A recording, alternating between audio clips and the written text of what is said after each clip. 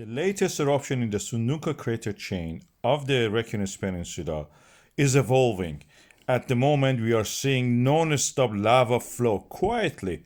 You don't see much fountaining in the sense of, height, but the lava flow, as you see to the right of this video clip, is continuing. This is the MBL camera, and you can see that.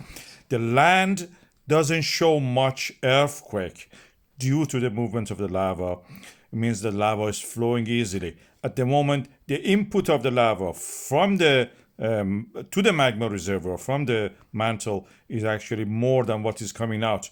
And we are seeing it in the form of the GPS data that we have, which shows the bulging up of the land due to the magma accumulation. The best one is the one at HS02.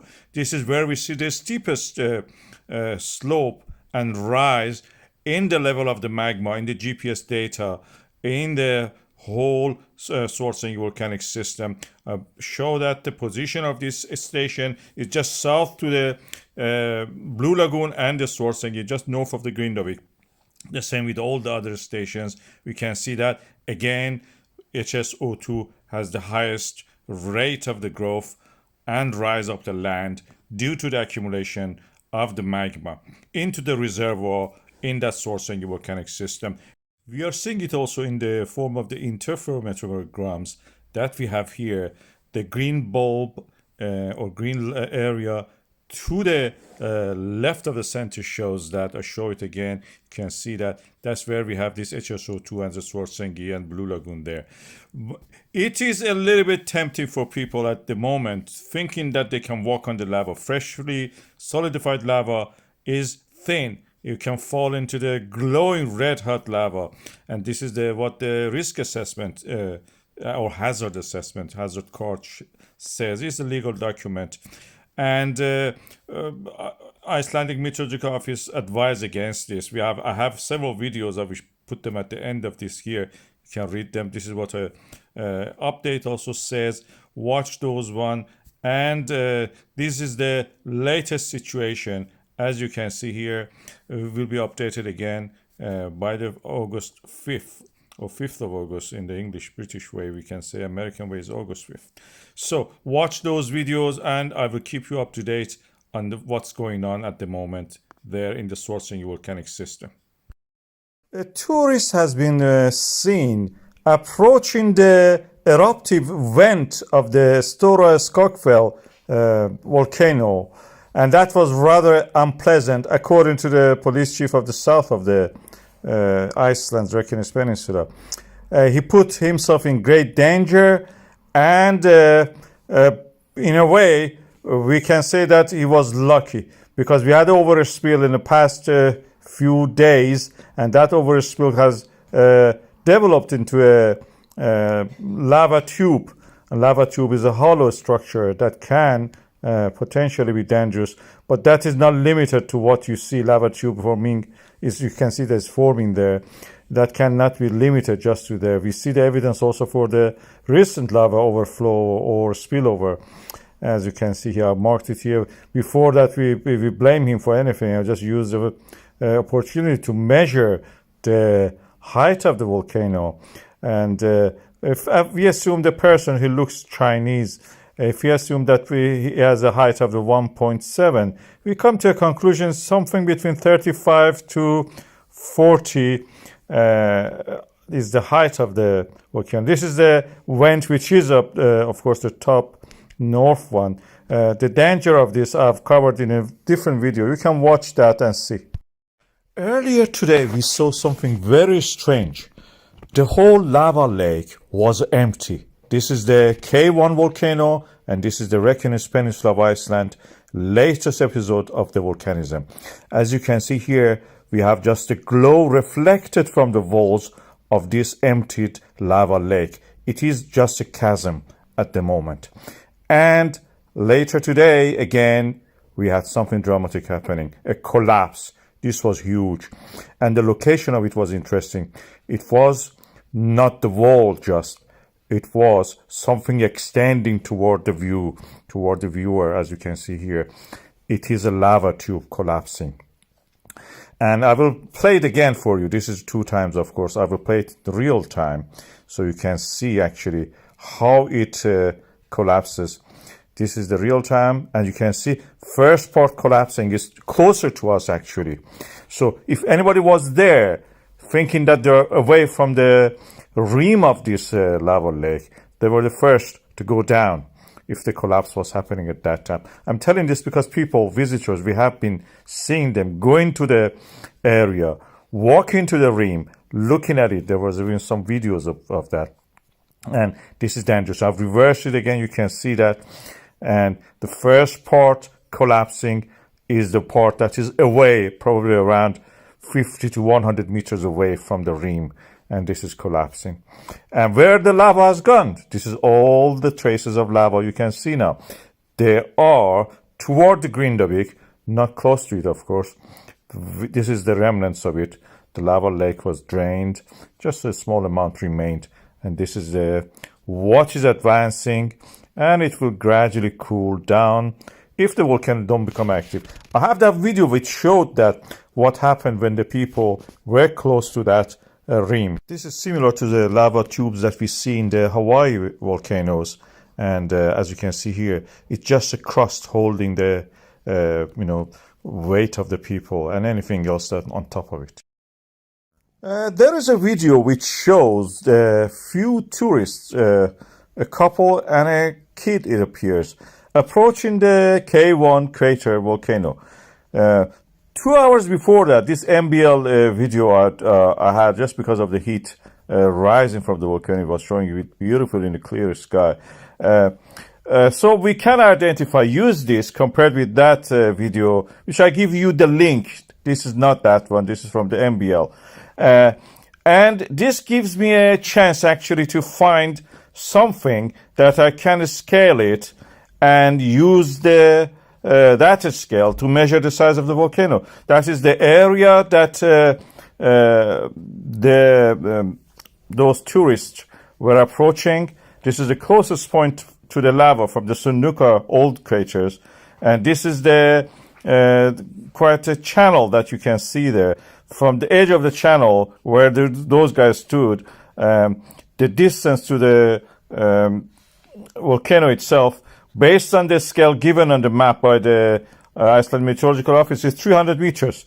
And 300 meters from there for the to the edge of the volcano itself, from one side to the other side, in my estimate, is 120 meters. So based on that, we can use the image from the MBL actually to measure the height of the volcano. This is the area that those familiar features stand in the white rectangle, point the base of the cone, and you can see 120 meters starts from there to the end of that other side.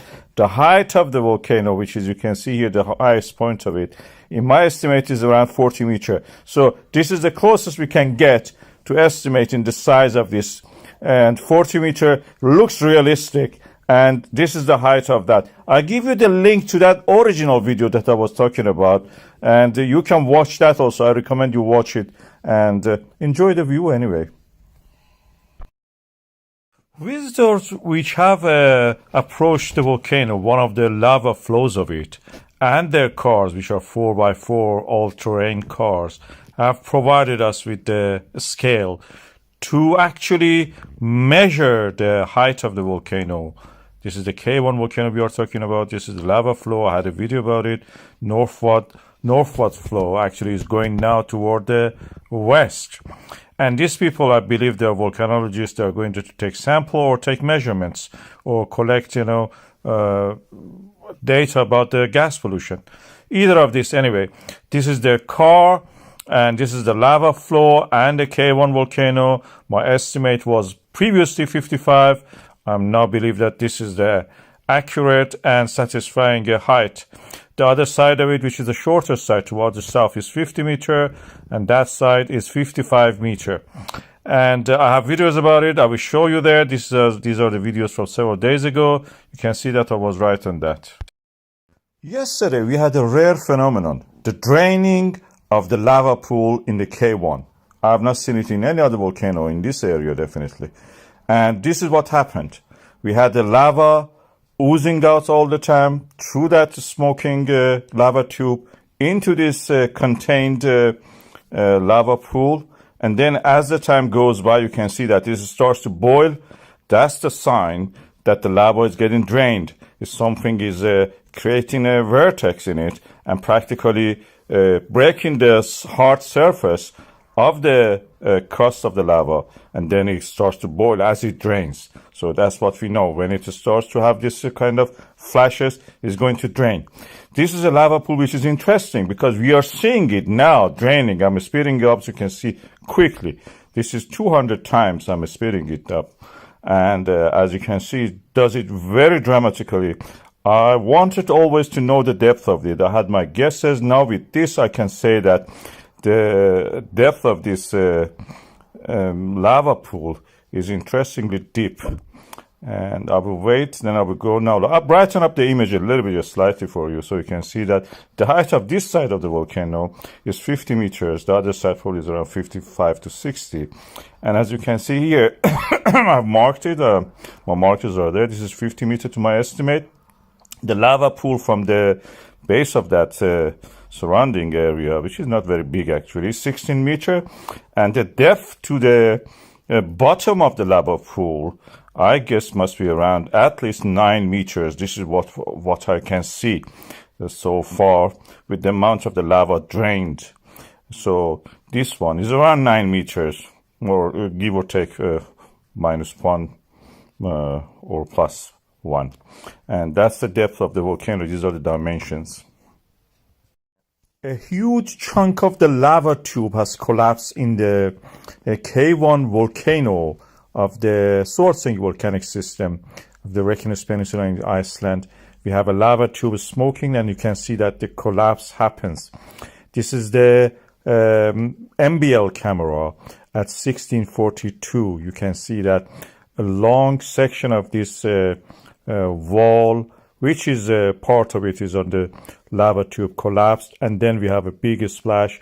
The splashes continues.